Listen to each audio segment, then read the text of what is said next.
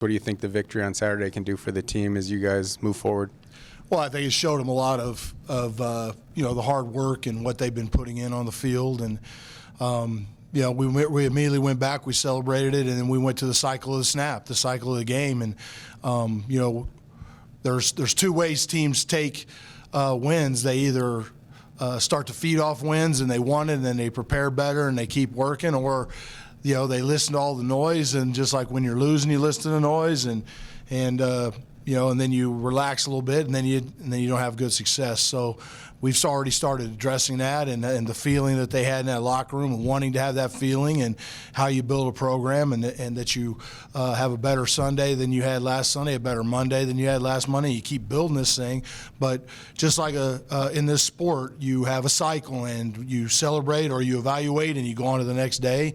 And we're into Monday preparation against another conference opponent. But certainly it was exciting. Proud of those guys. It was a hard-fought game, really, with a hard-fought team. You know what you're getting when you play a Brady Hoke and a San Diego State, and I thought our guys matched the physicality all over the field, and that was really good to see, and good results came from it. What was the feeling that you had? Would you describe it as relief, excitement? I guess what words would you use?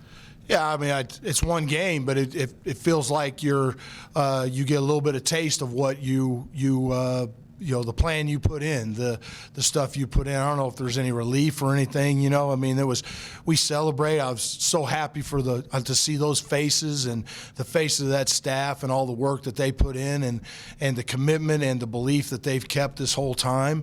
And, it wasn't pretty. It wasn't a perfect game, but we scored more points than they did.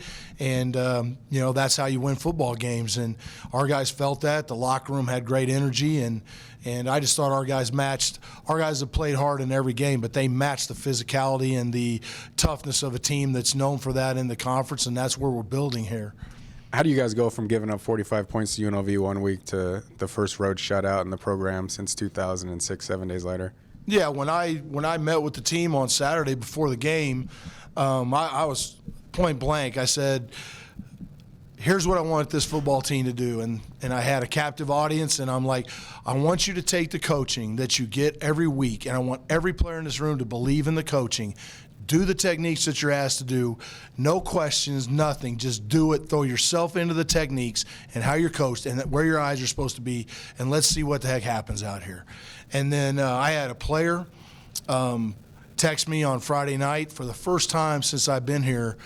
We always have a player address the team on Saturdays before we show the highlight film. First time since I've been here, I had one of my players text me and say, "Can I speak to the team?"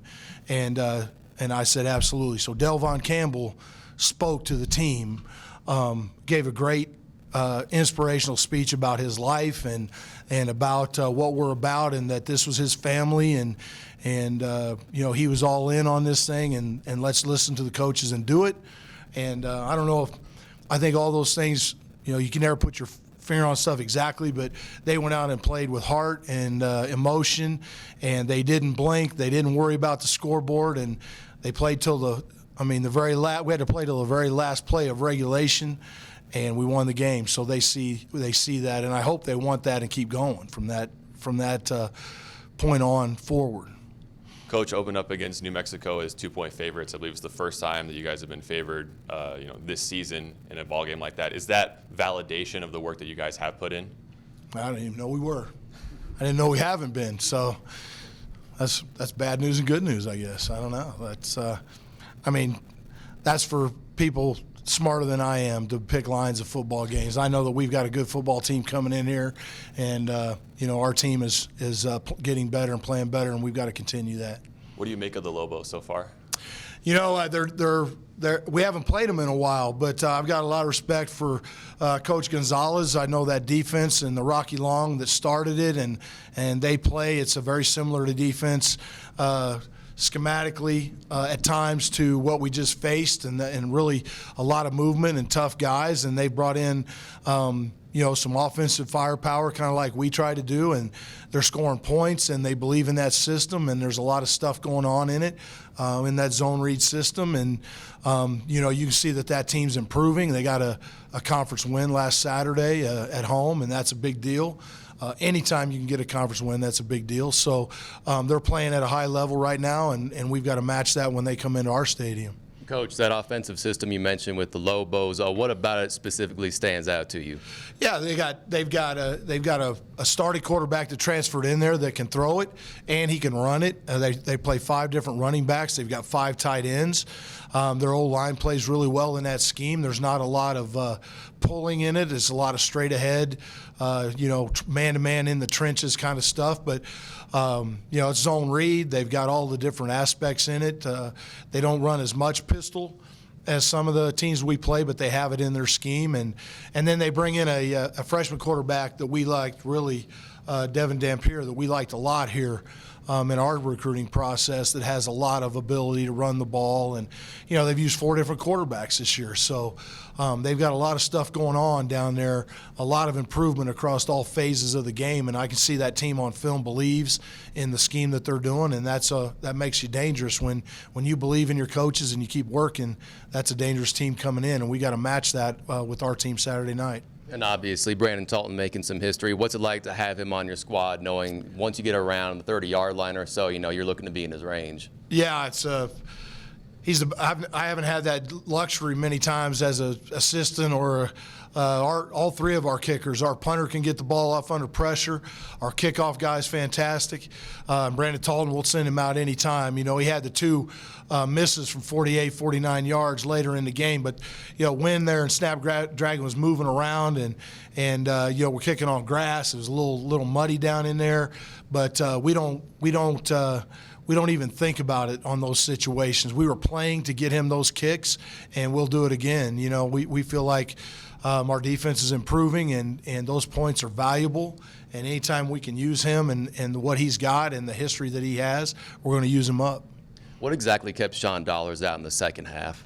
Sean got dinged up a little bit. I think he's the referees sent him out of the game for he hit his head on the ground, and they're still evaluating. They're not quite sure how that goes. He's back doing everything. We'll see how it goes. We don't mess around with young men's brains. So whether it's just a hit on the ground or anything that is even triggers that, we're very cautious with those kind of injuries. We've got a lifetime commitment to these guys.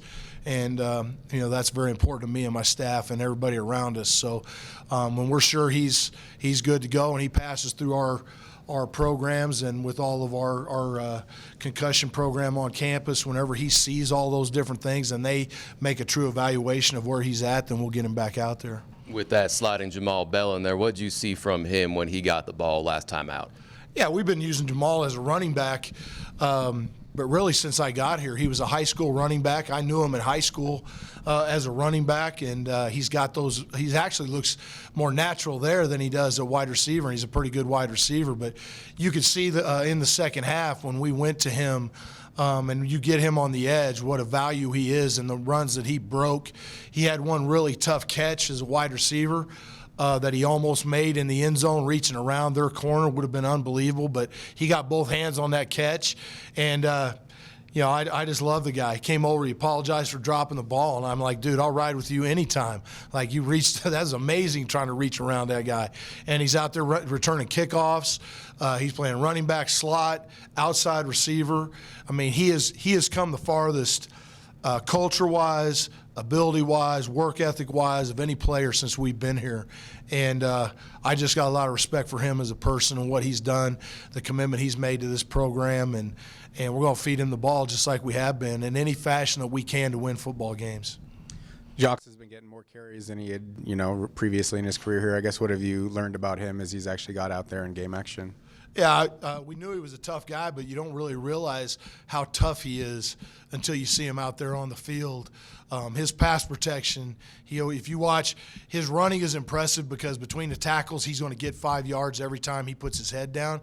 But his pass protection and the way he steps up and takes on linebackers and pass protection, I really didn't know because we don't go live running backs versus we don't have a lot of running backs here because of our system.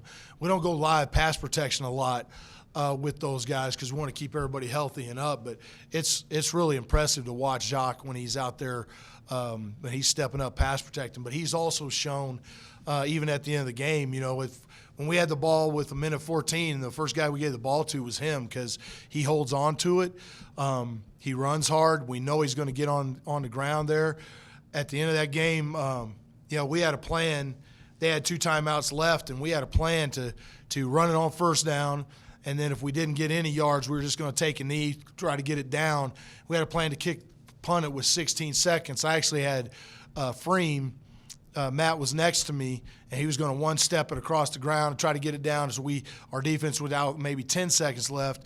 And then we decided to let Brendan run it towards the sidelines and use as much time as possible and then slide down before he went out of bounds because we could use as much time as we can. So we went with Jacques first down, Brendan second down. And Brendan saw an opening. He turned upfield, and he just ran over everybody and got 11 yards. And then we could take a knee. But, there's a lot of respect on the offensive staff and our team by giving Jacques that ball in that situation because we knew what he could do with it. Another guy who's really improved this year is Amani Johnson. You played significantly the first 5 years, but never really locked down a starting job. He's led you guys in tackles the last 5 games. What's it been about him this year to find a higher level?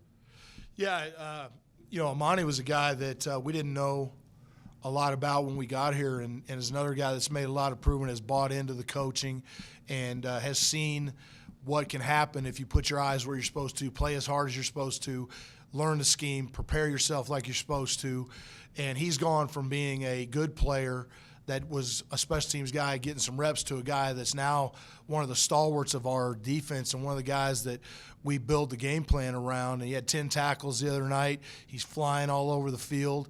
And, he's a guy we just talked about him the other day because at times we have recruiting meetings and we slot in the guys that are coming in spring, the guys that are committed, try to see how many scholarships we still have available. And when, one of the guys in the room was like, damn, Amani's doesn't have any more eligibility. I'm like, no, I wish you did. I wish you had 3 more years because he's playing at such a high level. But he's a big, strong, fast guy that is enjoying his senior year.